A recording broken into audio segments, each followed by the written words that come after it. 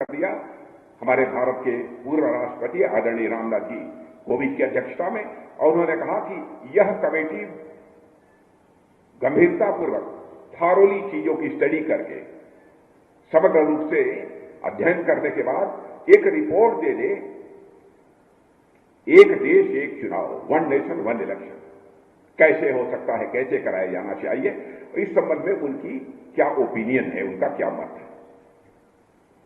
और हमारे पूर्व राष्ट्रपति रामनाथ जी कोविंद ने अपनी रिपोर्ट भी उन्होंने प्रस्तुत कर दी है। अब देखिए आगे फैसला इसका होगा, क्या होना है। अब इस समय तो उस संबंध में कुछ नहीं कहना चाहूंगा, लेकिन हम लोगों का विचार यह है, एक चुनाव एक देश, वन नेशन वन इलेक्शन, क्या होना चाहिए। आप लोग सहमत हो, जरा तालियां बजाइए तो मैं मान लूं सभी लोग। Very good. और मैं यह मानता हूं कि यदि एक देश एक चुनाव यदि होता है तो भारत का लोकतंत्र मजबूत होगा और यहां की जागरूक जनता भी अपने मतों का प्रयोग ठीक तरीके से कर सकेगी। और बार बार कभी कभी मैं देखता हूं कि राजनीतिक पार्टियां जनता को जो तरह तरह के प्रलोभन देने की कोशिश करती हैं, उनकी जनता की आंखों में धूल झोंकने की कोशिश करती हैं, कम से कम यह सिलसिला तो काफी हद तक कम हो जाएगा। खरीद फरोख्त का भी सिलसिला बंद होना चाहिए। मैं समझता हूं कि उसका समाधान यह है, और यह चर्चा यहां पर मैंने इसलिए की क्योंकि अभी 4 ही महीने पहले यहां पर लगभग 20 मध्य प्रदेश की सार्वजनिक सभाओं को संबोधित करने के बाद मैं आज फिर मध्य प्रदेश में आ गया और फिर अगली सभा करने के लिए भी सिंगरौली जाऊंगा, सीधी जाऊंगा। तो बहनों भाइयों, मुझे खुशी है कि मध्य प्रदेश की जनता ने हमारे बोलते ही वन नेशन वन इलेक्शन की बात कहते जिस तरीके से आप लोगों ने तालियां बजाई हैं, अब इससे मैं पूरी तरह से सहमत हो गया कि सारा देश चाहता है इस देश में वन नेशन और वन इलेक्शन होना चाहिए। मध्य प्रदेश का जहां तक सवाल है, मैं विश्वास के साथ कह सकता हूं, दावे के साथ कह सकता हूं, 2003 से हमारी भारतीय जनता पार्टी की सरकार, शिवराज सिंह जी लंबे समय तक यहां के मुख्यमंत्री थे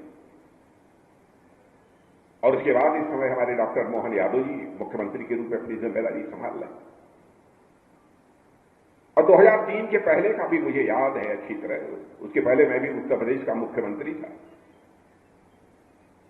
मध्य प्रदेश के बारे में लोग कहते थे मध्य प्रदेश बीमारू राज्य है। मैं बधाई देना चाहता हूं मुख्यमंत्री शिवराज सिंह चौहान को, जिन्होंने लंबे समय तक जिम्मेदारी संभाली है। बीमारू राज्य की श्रेणी से उन्होंने मध्य प्रदेश को बाहर निकालने में कामयाबी हासिल की है।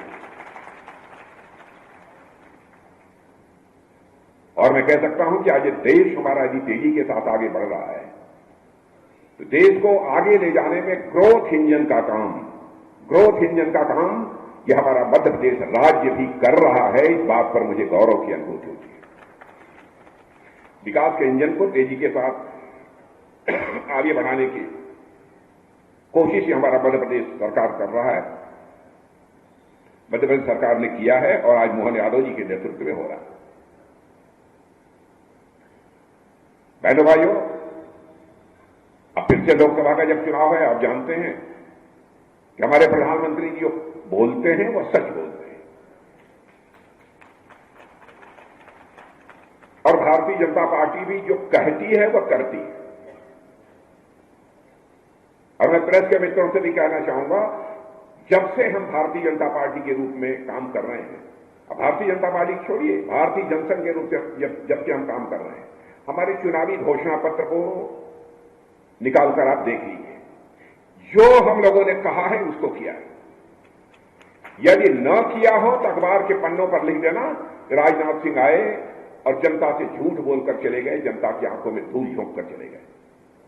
बहनों भाइयों, आपकी आंखों में धूल झोंक कर मैं आपका समर्थन नहीं हासिल करना चाहूंगा, बल्कि जनता की आंखों में आंख डालकर आपका समर्थन हासिल करना चाहूंगा।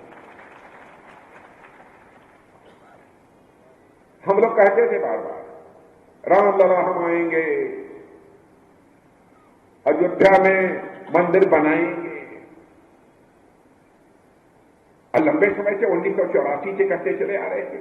तो लोग ये कहते थे, हर चुनाव में आप लोग यही बोलते हैं, कब आपके रामलला आएंगे, कब मंदिर बनेगा।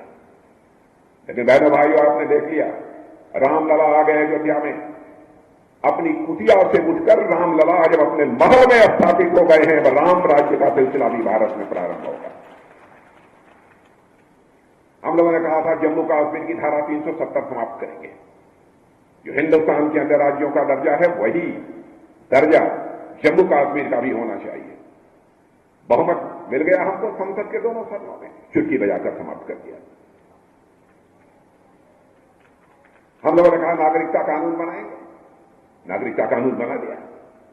अब देखिए, कांग्रेस के लोग, दूसरे विरोधी पार्टियों के लोग, यह लोगों के बीच एक गफलत पैदा करने की कोशिश करते हैं, गुमराह करने की कोशिश करते हैं।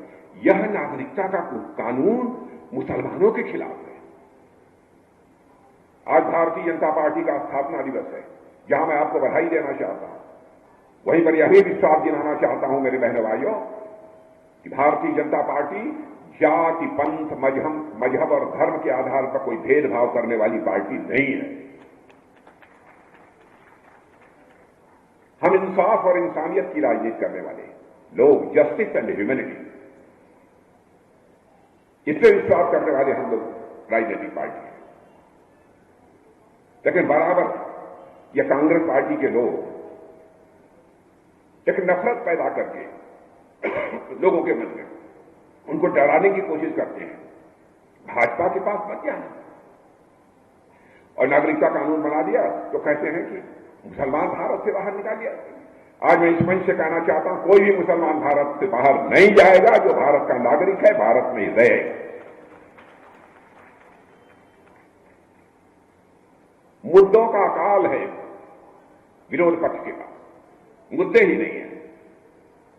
तो जनता की आंखों में धूल झोंककर, जनता को गुमराह करके ये उनका समर्थन हासिल करना चाहता। बहनों भाइयों, यह फैसला आपको करना है। क्या इसी राजनीतिक पार्टियों को यहां पर चलना चाहिए? लेकिन आप लोगों ने काफी हद तक सबक सिखा दिया है कांग्रेस को। लंबे समय तक हिंदुस्तान में उन लोगों ने हुकूमत की है, सरकार बनाकर जनता की सेवा नहीं की है, बल्कि हुकूमत किया। सेवा करने वाली सरकार यदि कोई आई है तो हमारे प्रधानमंत्री मोदी जी के नेतृत्व की एनडीए सरकार आई है।